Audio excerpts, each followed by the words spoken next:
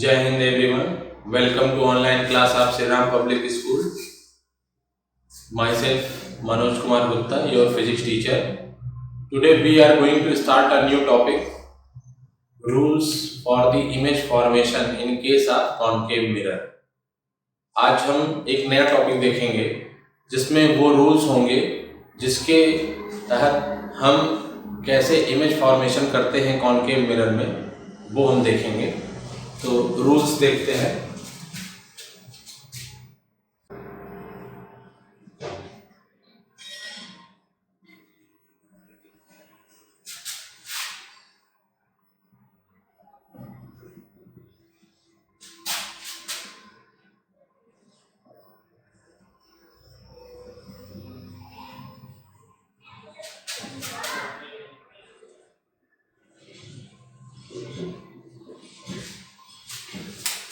इसमें first rule है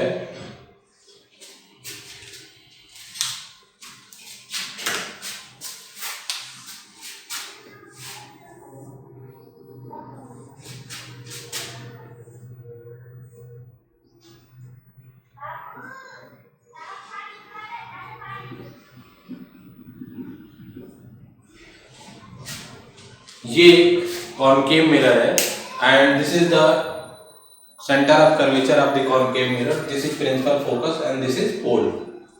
As we know by the definition of principal focus, that is, if a ray is coming parallel to the principal axis, then after reflection from the mirror it goes through the principal focus. जैसा कि हमने principal focus की definition से देखा है कि अगर एक रे प्रिंसिपल एक्सिस के पैरेलल आ रही है तो आफ्टर रिफ्लेक्शन फ्रॉम मिरर ये मिरर के प्रिंसिपल फोकस से होकर जाती है. That is the first rule.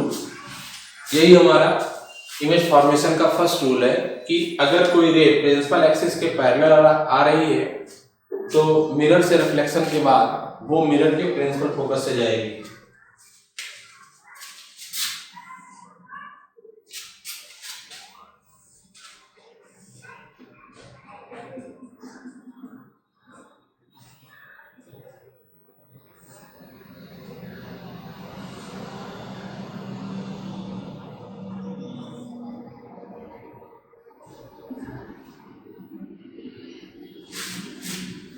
And the second rule is the just reverse of the first rule, that is, if a ray goes through the principal focus of the mirror, then after reflection from the mirror it becomes parallel to the principal axis. हमारा जो image formation का second rule है वो first rule का just reverse है कि अगर कोई रे फोकस से होकर जाती है तो मिरर से रिफ्लेक्शन के बाद वो प्रिंसिपल एक्सिस के पैरेलल हो जाती है. नेक्स्ट हमारा थर्ड रूल है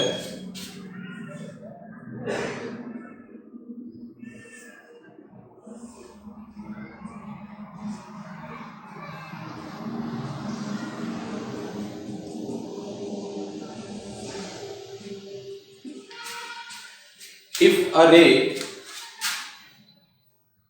goes through center of curvature of the mirror, then it's reflected back along the same path.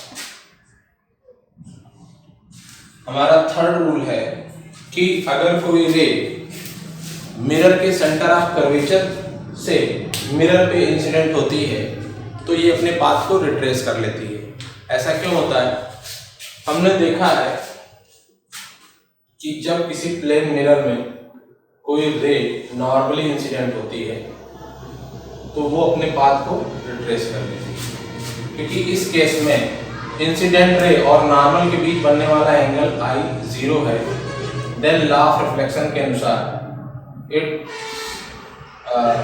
Reflected angle also becomes 0. अगर कोई रे मिरर के नॉर्मली इस तरीके से इंसिडेंट हो रही है तो प्रिंसिपल एक्सिस से बनने वाला उसका एंगल ऑफ इंसिडेंस 0 होगा. तो लॉ ऑफ रिफ्लेक्शन के अनुसार एंगल ऑफ रिफ्लेक्शन भी 0 हो जाएगा और वो रे अपने पाथ को इंसिडेंट कर लेगी. इसको हम डेली लाइफ में भी देख सकते हैं कि अगर हम एक टॉर्च लेके किसी प्लेन मिरर पर बिल्कुल सामने फोकस करते हैं तो वो सीधे हमें दिखाई देती है. इट मीन्स कि वो रे reflected back along the same path हो जाती है. अब इसी तरीके से हमने देखा कि किसी भी सर्किल में रेडियस और टेंजेंट का रिलेशन एक दूसरे से 90 डिग्री होता है। तो उसी तरीके से ये सेंटर ऑफ कर्वेचर इस सर्किल का सेंटर हो गया। ये रे बिहेव लाइक रेडियस, और अगर हम यहाँ एक छोटा सा प्लेन मिरर कंसीडर कर ले तो ये रे हमारा मिरर पे नॉर्मली इंसिडेंट हो रही है। It means I equal to 0 है, then R equal to also becomes 0 by the angle, by the law of reflection.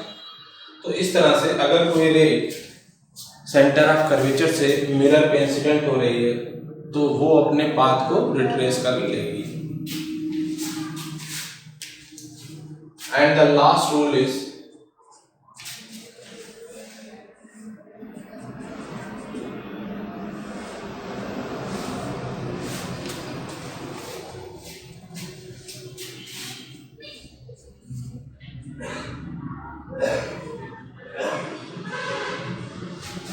if a ray incident obliquely on the pole of the mirror making some angle, then it reflects making same angle with the principal axis। अगर कोई रे पोल पे incident हो रही है तो CP behave like normal, और ये रे लॉ ऑफ रिफ्लेक्शन को फॉलो करती हुई सेम एंगल बनाती हुई इस तरह से अपने पाथ को चली जाएगी।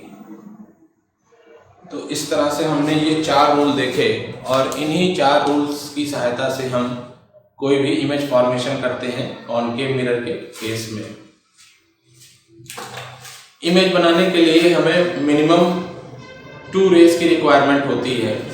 इन 4 रूल्स में से हम कोई 2 रूल अप्लाई करके ऑब्जेक्ट के थ्रू इमेज फॉर्मेशन कर सकते हैं।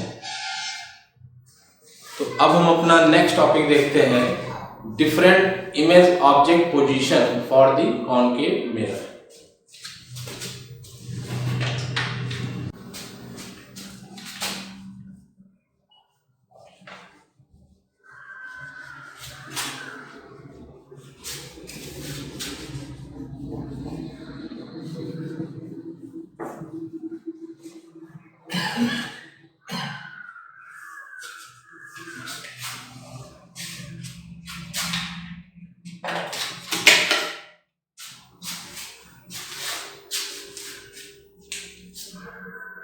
हमारा नेक्स्ट टॉपिक है different image object position for concave mirror. In case of concave mirror, as we change the position of the object, the image position of the object changes. In plane mirror, the image and object are equidistant from the plane mirror. Plane mirror के case में हम object plane mirror से जितने आगे रखते हैं उतनी ही पीछे, प्लेन मिरर के पीछे इमेज फॉर्मेशन होती है।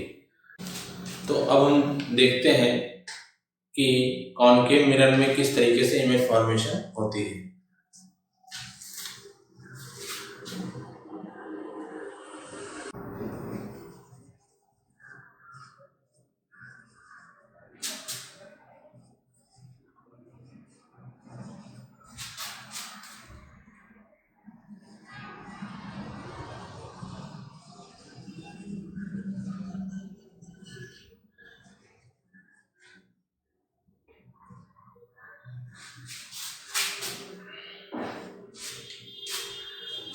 इसमें हमारे टोटल कुल 6 केस होते हैं, जिसमें से हम एक एक केस को डिस्कस करेंगे।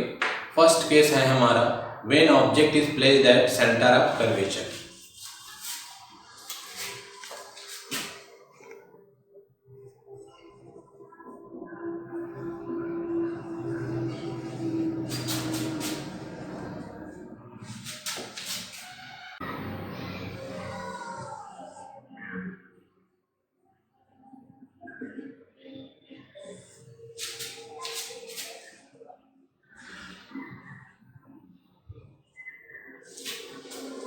हम जानते हैं कि C से P तक की डिस्टेंस को हम कहते हैं radius of curvature capital R, और F से P फोकल लेंथ से पोल तक की डिस्टेंस को कहते हैं फोकल लेंथ, और focal length radius of curvature की जस्ट हाफ होती है। इट मीन्स एफ हमारा सी और पी के कहीं मिड में, जस्ट मिड में होना चाहिए। अब एक ऑब्जेक्ट को हमने सी पे रख दिया है और हम जानते हैं कि ऑब्जेक्ट से मिनिमम 2 रेज हमें चाहिए जो रिफ्लेक्शन के बाद जहां पर मीट करेंगी वहीं पे हमारी इमेज बनेगी। तो मान लिया कि फर्स्ट रे हमने ले ली जो प्रिंसिपल एक्सिस के पैरेलल जाती है और after reflection from mirror it goes through focus.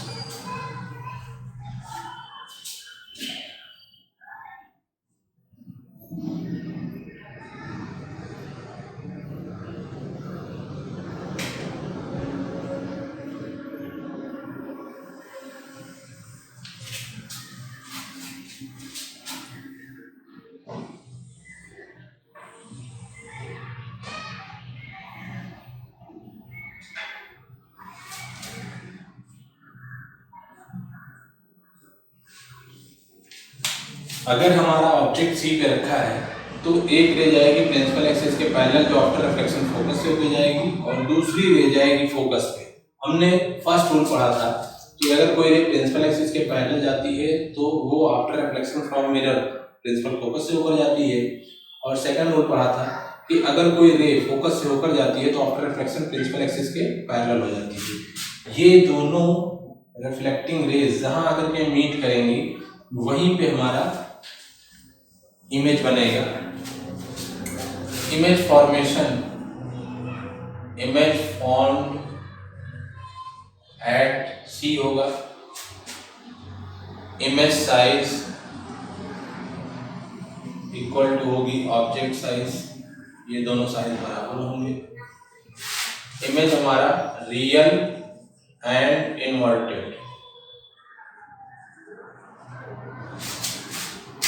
क्योंकि ये दोनों रेज एक्चुअली आके मीट कर रहे हैं, इट मींस ये जो इमेज हमारी बनी है ये रियल है और इन्वर्टेड है क्योंकि प्रिंसिपल एक्सिस के नीचे।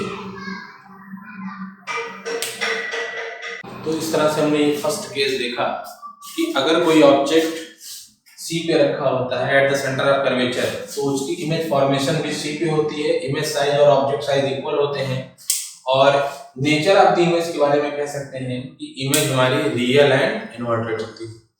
हमारा नेक्स्ट केस है when object is placed beyond the सी।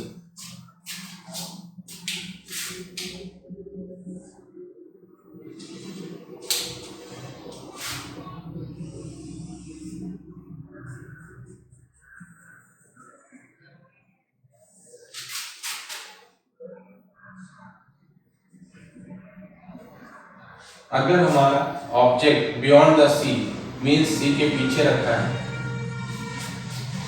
एक रे जाएगी प्रिंसिपल एक्सिस से पैरेलल जो आफ्टर रिफ्लेक्शन जाएगी फोकस से, और एक रे हमारी फोकस के थ्रू जाएगी जो आफ्टर रिफ्लेक्शन हो जाएगी प्रिंसिपल एक्सिस के पैरेलल। और इस तरह से ये दोनों रेज आकर के बियॉन्ड सी एंड एफ मिलेगी, और ये हमारा ऑब्जेक्ट हो गया और ये हमारी इमेज हो गई।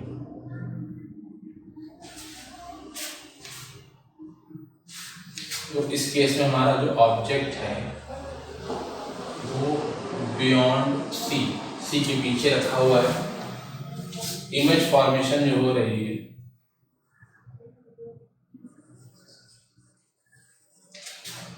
Between C and F, image जो बनेगी वो बनेगी रियल एंड इन्वर्टेड। और यहाँ पे हम देख रहे हैं कि ऑब्जेक्ट साइज तो बड़ी है लेकिन इमेज साइज छोटी है, इट मीन्स डिमिनिश्ड। इमेज जो है वो हमारी डिमिनिश्ड, छोटी है। तो इस तरह से आज की क्लास में हमने कॉनकेव मिरर के ये 2 केस देखे और बाकी के 4 केस हम अपने नेक्स्ट लेक्चर में डिस्कस करेंगे। Thank you class.